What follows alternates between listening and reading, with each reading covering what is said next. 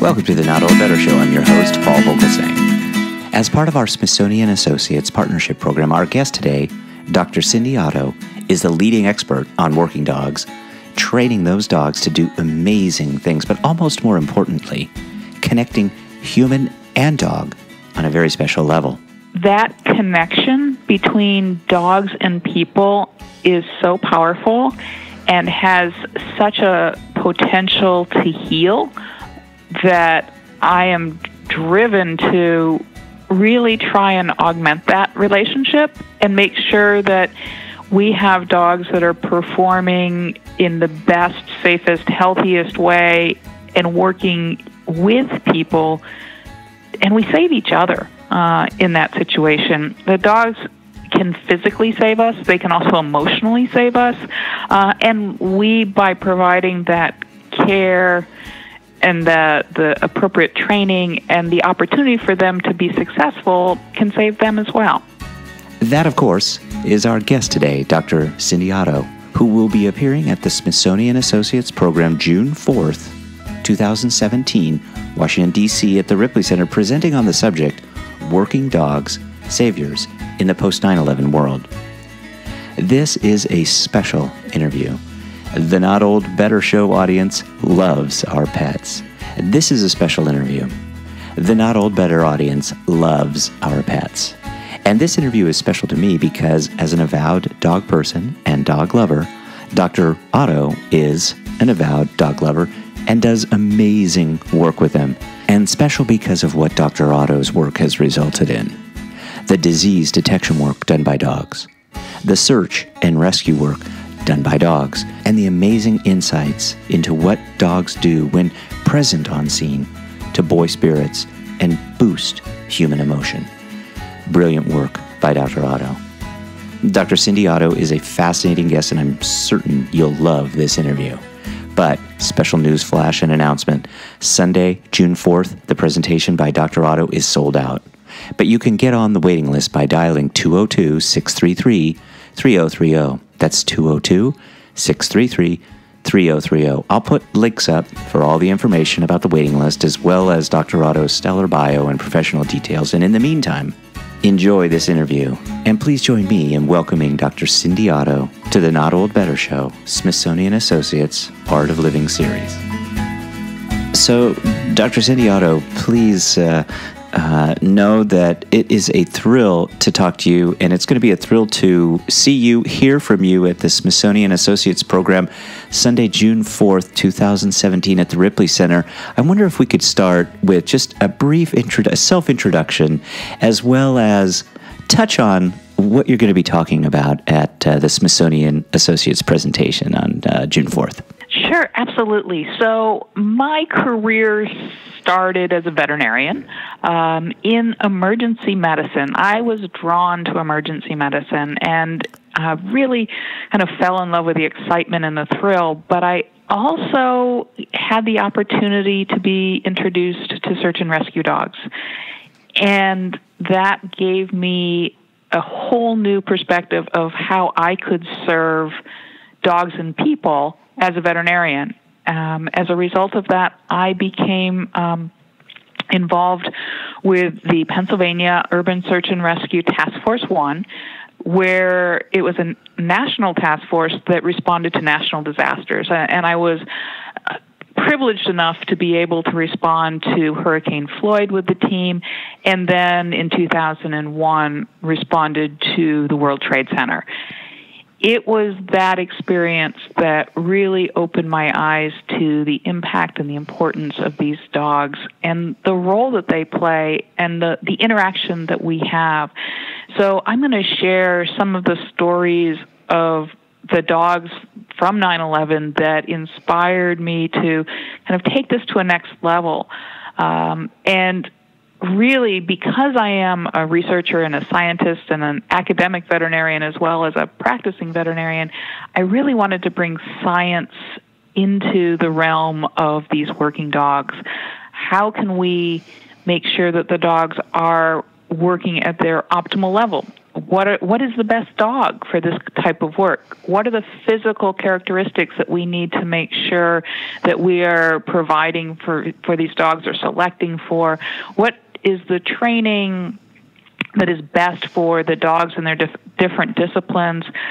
What about the genetics? What about all of these different aspects? And so, as a result of the work with the dogs at Ground Zero and 15 years of following their health and behavior afterwards, we opened the center, the Penn Vet Working Dog Center, which is a research and development center for detection dogs, so that we could begin to answer some of those questions. And some of those questions do center on the science of smell. We all know that dogs have a tremendous sense of smell, but even at a cellular level, when a cancer cell changes, a dog might be able to discern that change, and maybe detect melanoma or other cancer, and finding human life amidst rubble at 9/11, because that's got to be a very memorable part of your career, and we're looking forward to hearing more about that. I wonder if you could tell us a story from that time there at 9/11 about what you watched the dogs do and how they did it, and what really you learned from that, because that's been 15 years ago now. Yeah, it seems so recent and then so far in the past. And it was really life-changing to watch what these dogs were able to do despite all of the conditions. And really what they did was they kept working. They kept searching. And most of the dogs that came were part of these urban search and rescue task forces, but there were a number that came from police departments. There were some that came from different search and rescue teams. And several of these dogs, probably about half of these dogs, had been trained not only to find live humans, but also to find human remains. It turned out that was a really important component of their job when we were at Ground Zero, because there was one person that was found live, and they think that a dog might have been involved in that alert. But for the rest of the 300 or so dogs that were there, really they didn't find what they came to find. And that was really hard on the people. It was hard on the dogs in that they were trying to play a game where they get a reward when they find what they've been trained to find, and they were not getting their reward. We like to think that they were sad, but they probably weren't sad about the situation. We think that they really just kind of found it not very rewarding to keep working and not find anything. So just search and search. It's a little bit like playing the slot machine and keep putting in quarters and not ever winning anything. So there's a couple things that happened. One, the handlers, being very attuned and really knowing their dogs, would set up little mock searches so that there could be a little bit of a win in a game, and the dogs could go, oh, okay, there is a possibility that this is actually going to pay off. The other thing, and it was so interesting, is even the dogs that had never been trained to find human remains started to what we call show interest. So they didn't do their typical bark alert, but if they came across some human remains, they started to respond to it differently than all of the other debris and rubble. And that became really critical for allowing those remains to be recovered. In addition to the work that the dogs were doing there on the site, just the sheer effort that they were expending alongside the humans, I've heard you talk a little bit about another component that the dogs offered, and that was kind of as man's best friend. It's hard to, I think I've heard you say, it's hard to look at a dog and not smile. And so the dogs really represented this sense of kind of uplift, of maybe some emotional kind of support that was going on between dog and man. Absolutely, and it was a huge, huge role. There were, probably 600 therapy dogs that were on the periphery and providing great services. But what we found is that on the site at Ground Zero, when we had so many first responders and volunteers there working just just constantly and feeling the weight of the world.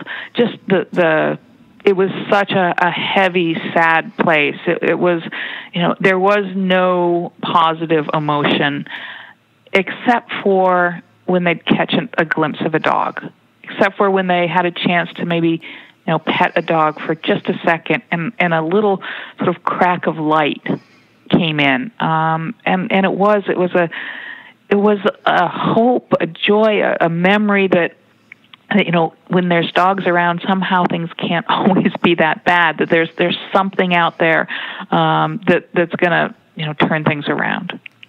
We're with Dr. Cindy Otto. Dr. Otto is responsible for training dogs for detection work. And this training, Dr. Otto, I find it fascinating. I'm a dog person, and I've trained Rottweilers for obedience work and familiarity with my family. And so I know what goes into it. But as I understand it, you're starting these dogs pretty early, maybe as puppies, 11 to 15 weeks of age. Do you ever find that puppies at that age are just so darn cute that trainers might overlook, some of the errant behavior because they just see in front of them an adorable puppy? The puppies definitely grab our hearts. Mm-hmm. And they actually start at 8 weeks of age. Oh, so they are ridiculously cute. Right. But, some of what we have and some of what we allow, because we're not really as focused on the obedience as we are focused on their noses. Mm. So sometimes they do get away with a little bit of stuff. But mostly because everything we do with them is just a big happy game, we can just have fun and they can make us laugh and smile and just really make our day by doing the things that advance their career and kind of move things along. So we just hoot and holler when they, find somebody who's hiding behind a little cardboard barrier, when they start to take a sniff of something that we're trying to teach them to sniff. And it's just so filled with joy. But even the little things like them sitting in their crate before we open the door so that they're not bolting out, that becomes a party and a joy. And so, the fact that we associate all of the behaviors that we want with fun and good things, it makes us all happy. Among these behaviors, what are the temperaments that you're looking for that you then are, developing for these dogs? So we really want persistence. So we want a dog that is, particularly when they're using their nose, is going to hunt with their nose and hunt and hunt and hunt and hunt until they find what it is that they're looking for, whether that's a toy or whether it's actually something more specific that we've trained them on. We want them to just really want to seek that out. We also like dogs that are a little bit on the more independent side. So if we were to throw a toy in some tall grass, the dog would go out and it would look for it. And it wouldn't look back at us to go, hey, which way did it go? Can you give me a direction? We're really wanting the dog that is like, I'm on this. I can do this. I really, I don't really need your help. Yeah, it's great to work with you, but I don't need you to hold my paw. So, that's something that we're looking for. Depending on the career, we're looking for some agility and strength and bravery, but some of our dogs don't have that, and those are not the dogs that are going to be the search and rescue dogs, because our search and rescue dogs are those brave and bold and leap gazelle-like across all sorts of collapsed buildings and rubble. But some of our dogs don't meet that. But luckily, in our program, because we allow the dogs to, what we say, declare their major, they can tell us what they're good at, what they enjoy, and what they do well. So that's why some of our dogs are cancer detection dogs, because they feel more comfortable and they really actually thrive walking around a scent wheel and telling us, yep, this one's got the odor, nope, that one doesn't. And they think that's the best game in the world. Dogs and this idea of detection, it's becoming a lot more widely used. Is that proving to be a difficult part of your job in finding these dogs that are just suited for this kind of work? Is there a shortage of these type of animals? Oh, that's a great question, and there absolutely is a shortage. And the shortage is for a couple of reasons. We know that there is a huge shortage of dogs for the military, for the police, dogs that are able to do what we call dual-purpose work. And part of that is because probably about 90% of those dogs have come from Eastern Europe. And there's such a huge demand for police and working dogs across the world that the dogs that used to be sort of the top dogs that the U.S. was able to purchase, they're no longer available for the U.S. because there are the highest bidder usually will get those dogs. And it seems, based on talking to people in the military and in the police world, that there has been a decrease in the quality of the dogs. And in some ways that makes sense because there's such a demand that people are willing to be less careful in their breeding. And so that's a big issue that we have to be thinking about.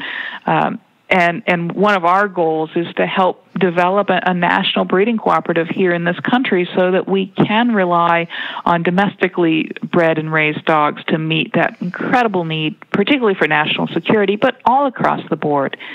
And the other side of the shortage is that there are more and more jobs for detection dogs. So people are looking for dogs for bed bug detection. They're looking for dogs for search and rescue. They're looking for dogs for explosives, for narcotics detection. The list goes on and on and on. And so the more people who are really looking to have dogs that have the particular personality, the skills, the traits that make them good detection dogs, it makes the pool, again, smaller. So we really need to be thinking about how do we meet these demands and provide the resources and really specifically select for dogs that are really excellent at this and dedicated to this type of work. Dr. Otto, among the praise and accolades of your work, one honor really jumped out at me, and that's the award that you received from the Kennel Club of Philadelphia, naming you as Dog's Best Friend. I just think that what a wonderful honor that is to be their best friend. So tell us a little bit about what that award focuses on and what part of your work is the Kennel Club rewarding? I think that it is just one of the most wonderful, sort of heartwarming. It just made me feel warm even for you to describe that. And I think a lot of the work that they have, focused on is about 9/11, and the AKC Canine Health Foundation has funded a study where for 15 years we followed the health and the behavior of the dogs that worked at 9/11, looking for any kind of medical or behavioral changes that resulted from that experience. We've analyzed the data sort of in the preliminary version, and in the end, what we found is that the dogs really didn't have any adverse effects that we could measure associated with their work. We looked at longevity, and search and rescue dogs, they live to be really old, which is wonderful. And that's, I think, one of the cool things that I don't know if we can prove, but it feels like those dogs, they have a job. They are more likely to be physically fit. They have an incredible relationship with their handler. I think that's really good for them, for their quality of life, for their longevity. That's fascinating because you might think that just as the humans were wearing masks and maybe their susceptibility to cancers might have been on the rise as a result of the work there at Ground Zero, that the same would be true for dogs.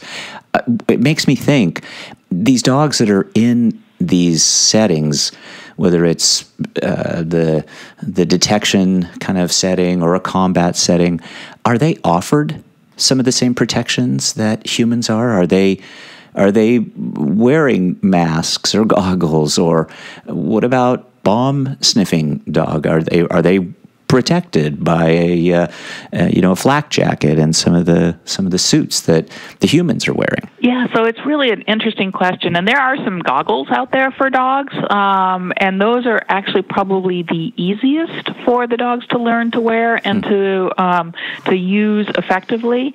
There are some pictures from the historic records of dogs wearing what look like gas masks, but the challenge that we have with putting any kind of respiratory protection on a dog, it's a couple of things.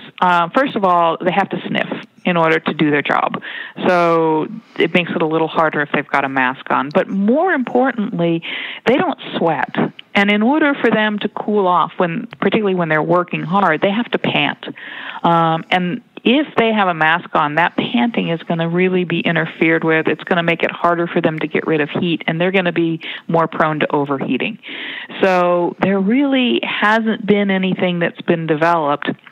And I think given some of our results from our study, it's probably not as much of a priority. I think dogs probably, with their nasal passages and their filtering ability and just some of the difference in their physiology, they don't seem to be at as much risk as humans with our very short noses.